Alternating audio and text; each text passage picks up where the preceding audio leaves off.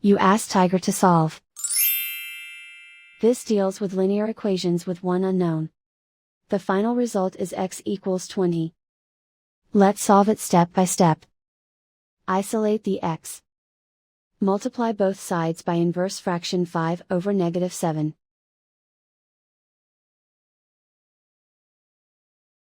Move the negative sign from the denominator to the numerator. Group like terms. Multiply the coefficients. Simplify the arithmetic.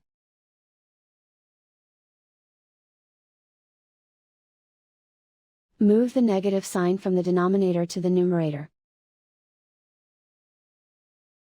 Multiply the fractions. Simplify the arithmetic. And so the final result is x equals 20.